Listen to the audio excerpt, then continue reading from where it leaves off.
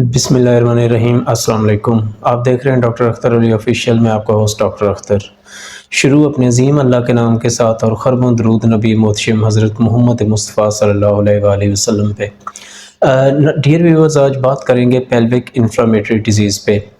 ये एक inflammatory condition है पेल्विक एरिया की। पेल्विक एरिया जो फीमेल्स या मेल्स का पेट के निचले वाला हिस्सा होता है ना, उसको पेल्विक एरिया कहते हैं। और उसमें जो फीमेल्स के रिप्रोडक्टिव ऑर्गन्स होते हैं, मतलब वो वाले ऑर्गन जो बच्चे की अफजाइश में, बच्चे की नस्ल को कंटिन्यू करने में मदद देते हैं, उनको रिप्रोडक्टिव ऑर्गन्स कहते हैं। उनमें आपके विजाइना, सर्विक्स, यूट्रस जिसको बच्चेदानी कहते हैं, फेलोपियन ट्यूब्स, प्लस जो है आपकी ओवरीज जो हैं जिनको अंडेदानियाँ भी कहते हैं। तो कलेक्टिवली इन 4-5 ऑर्गन्स को हम रिप्रोडक्टिव ऑर्गन्स कहते हैं। और जब इन ऑर्गन्स की इन्फ्लामेशन होती है, इन्फेक्शन होती है, आम लफ्ज़ों में पीप रेशा पड़ जाता है, ये ऑर्गन्स बीमार हो जाते हैं, तो कलेक्टिवली इस सारी कंडीशन को हम PID कहते हैं या पेल्विक इन्फ्लामेटरी डिजीज़ कहते हैं। होता क्या है कि जब ये डिज़ीज़ होती है तो रेशा पड़ता है, पीप पड़ती है, वहाँ पे स्कार टिश्यूज़ बनते हैं और जो नॉर्मल एनाटॉमी है इन सारी चीज़ों की वो डिस्टर्ब हो जाती है और ये चीज़ें ब्लॉक हो जाती हैं, जो कि अल्टीमेटली फ़ीमेल को इनफर्टिलिटी की तरफ लेके जाती हैं कि वो फ़ीमेल जो है ना वो बच्चे पैदा करने की सलाहियत से महरूम हो जाती है। तो कलेक्टिवली इस सारे सिनेरियो को हम पेल्विक इन्फ्लेमेटरी डिजीज़ कहते हैं कि जो आपके फीमेल्स के पेल्विस के ऑर्गन्स हैं, पेट के निचले हिस्से के ऑर्गन्स हैं, उनकी इन्फ्लेमेशन हो जाती है। तो जब ये कंडीशन होती है तो कुछ साइन एंड सिम्टम्स हैं, कंडीशंस हैं जो कि फ़ीमेल में अपीयर होना शुरू हो जाती है, फ़ीमेल ख़ुद में महसूस करना शुरू कर देती है। तो आज उन साइन एंड सिम्टम्स पे प्लस और जो उनके रीज़न क्या है इस डिज़ीज़ के, उस पे बात करेंगे हम।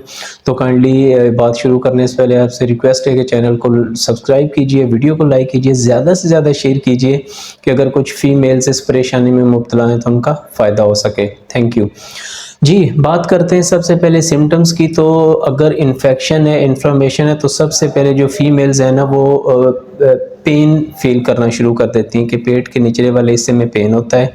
कुछ को कम हो सकता है और कुछ को बहुत ज़्यादा सीवियर होता है। तो अब अगर इन्फेक्शन हो गई है तो ज़ाहिर है पीप रेशा होगा, तो एबनॉर्मल वेजाइनल डिस्चार्ज है ना वो शुरू हो जाता है।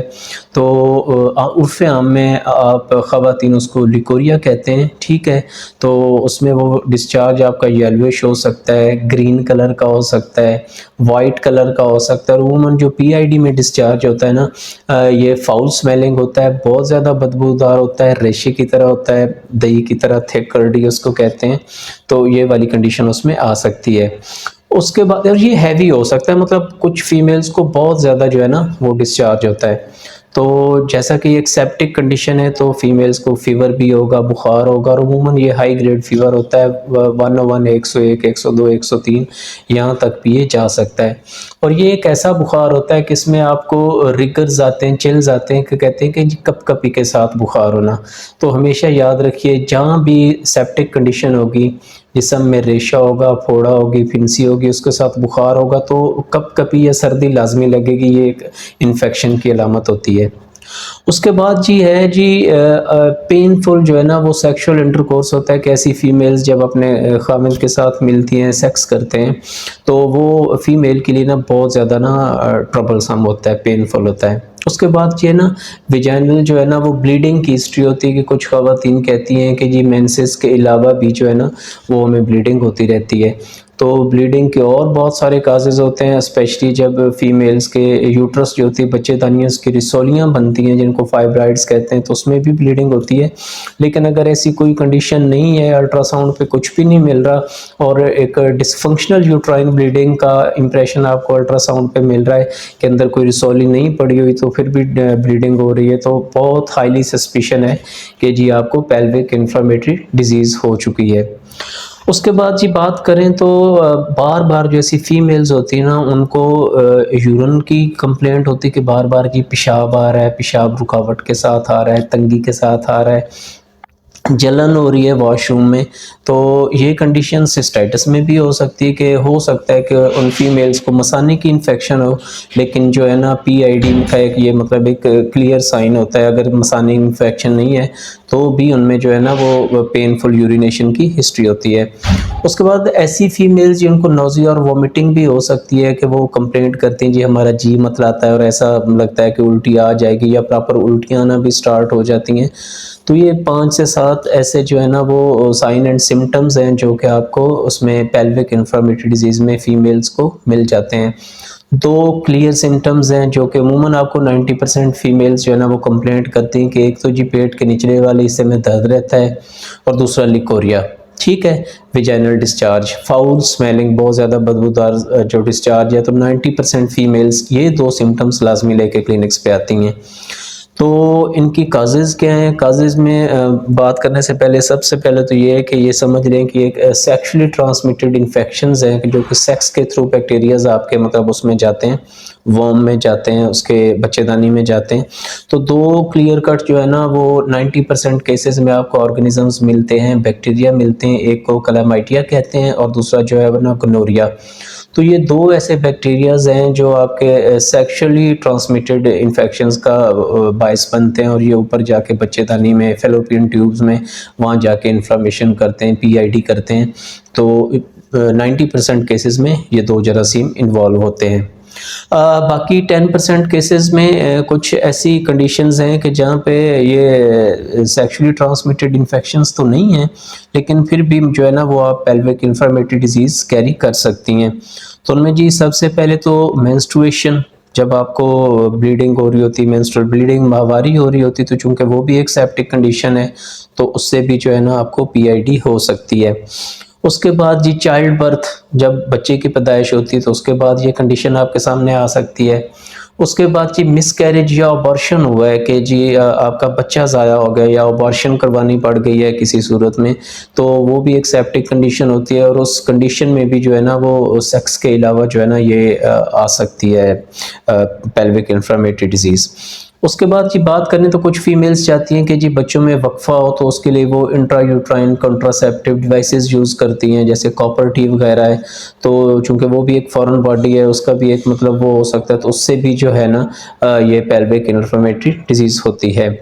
उसके बाद जी कुछ अगर पेल्विक सर्जरी हुई है आपकी, जैसे कि कोई आपकी ओवेरियन सिस्ट थी या आपका सी सेक्शन हुआ है या और कोई सर्जरी हुई है पेल्विक एरिया की, तो उसमें स्कार टिश्यूज़ बाद में बनना शुरू हो जाते हैं। तो वो भी जो है ना वो या सेप्टिसीमिया हो गया पोस्ट सर्जिकल टेन्योर में, तो उससे भी जो है ना वो पेल्विक इन्फ्लेमेटरी डिजीज़ हो सकती है।